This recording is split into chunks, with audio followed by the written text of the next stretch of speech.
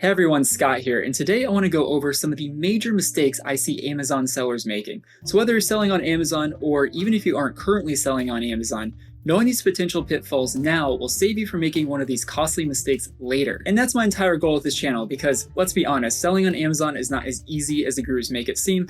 So as someone that's sold on Amazon successfully for many years and has mentored other sellers, I like to pass along what knowledge and experience I can to help you have the best chance at success. Don't forget to like, subscribe, and turn on notifications if you enjoy the content. It really helps me out. Now let's go ahead and get right into it.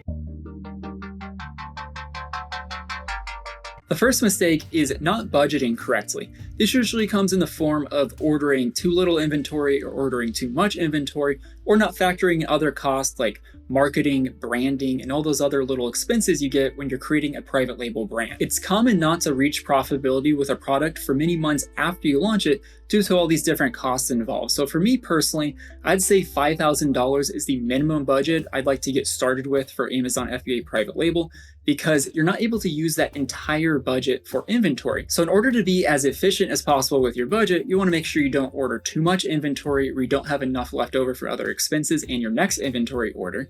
And you want to make sure you don't order too little where you start selling and you run out of stock and then you completely kill your momentum on Amazon, and honestly can be pretty difficult to come back in stock once you've been out of stock and pick up exactly where you left off. Sometimes it can be a struggle to get back to originally where you were before. So a tip for that is don't base your initial inventory order off of the top few best-selling listings. It's better to place your order based on what you can realistically expect to sell. While it's possible you often don't come into a new category with a brand new product, no reviews, and immediately start selling as much as the best listings. There's usually a time period there where you need to build up your reviews, build up your ranking, and then your organic sales will take off. It depends on the product, but a better approach is to exclude those top few best-selling listings and to base your initial order off of the average sales of the next best-selling listings below those. And then of course, you can always adjust your inventory size on your next order. The next mistake is trying to hit a home run on the first product. What I see a lot of new sellers do when they're doing product research is they look for products that are doing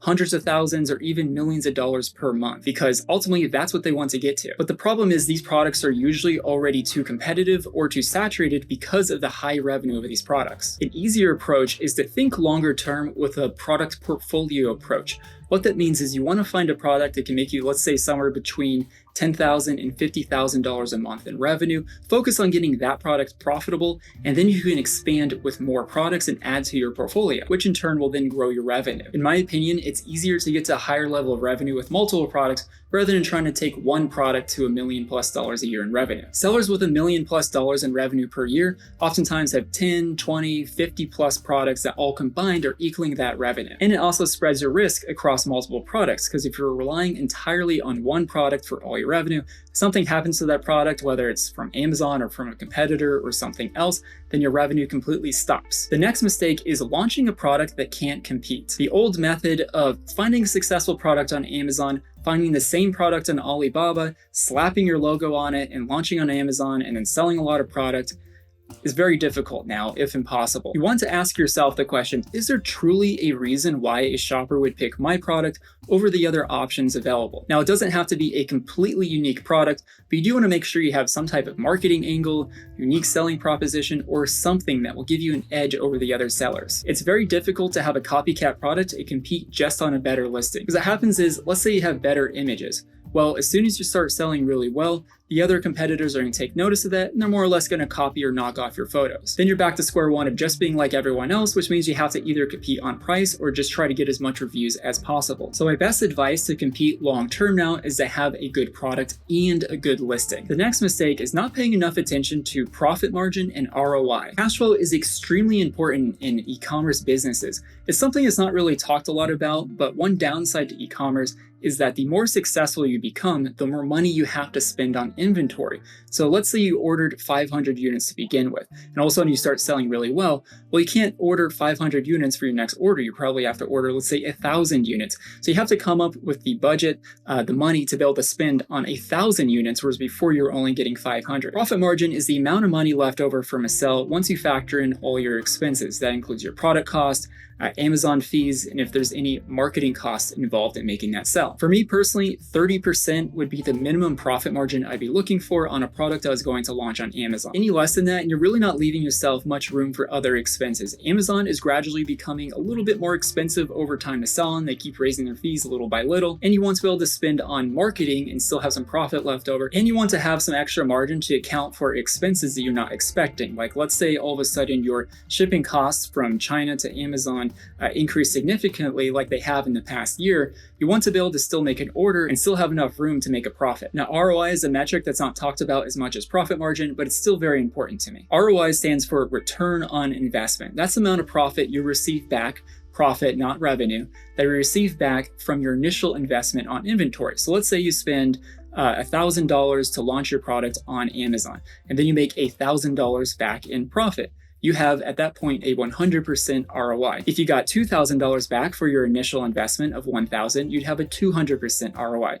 For me personally, a 100% ROI is the bare minimum you'd want to go for. If I can't get that with a product I'm thinking about launching, I either figure out how I can lower my expenses or increase the ROI, or I drop that product and go into another opportunity. The better your ROI, the more cash flow you have coming back to you to spend on growing your business, ordering more inventory, and doing marketing. If you want to be successful in e-commerce, be sure to pay attention to these two important metrics. The next mistake is not focusing enough on product quality and getting samples. When I hear from another seller on a product launch that failed, usually it comes back to them not getting enough samples to be able to properly vet the manufacturer to make sure the product is actually of good quality, or they skipped doing an inspection and didn't catch some flaw with the product before they launched on Amazon. And reviews are the lifeblood of Amazon listings. Getting a negative review or multiple negative reviews for bad product quality early in your launch can just absolutely destroy it. And at that point, you're really only left with a couple options. One is to pull the inventory and fix it if that's possible, and then relaunch it under a new listing.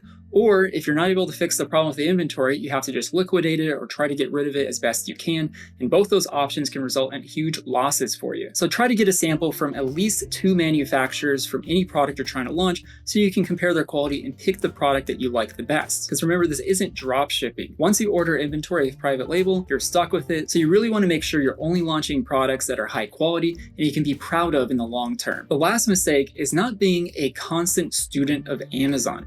Amazon is constantly changing and evolving. What used to work before might not work anymore. For example, many years ago when I was selling, giving away a product for free in exchange for a review was actually allowed. Amazon allowed this as long as the reviewer puts, "I received this product for free in exchange for this review" inside of the review. But then eventually Amazon got rid of that and cracked down on it. So if you tried that now, you would either get all your reviews removed or even worse, get your account banned. So you always want to try to stay up to date on Amazon changes. And an unfortunate fact is that most Amazon courses are not up to date, or the information is just not as valuable as it used to be. Some of my favorite ways to stay up to date are completely free, and they include podcasts like the Serious Sellers podcast, blogs from major software like Helium 10, Jungle Scout, and others have good blogs with lots of good information inside of them, and YouTube channels from trusted sources, and hopefully you consider my channel to be one of those. Thanks for watching. I hope this video helps you out. Like, subscribe, turn notifications if you don't want to miss out on future content from me, and I'll see you in the next one.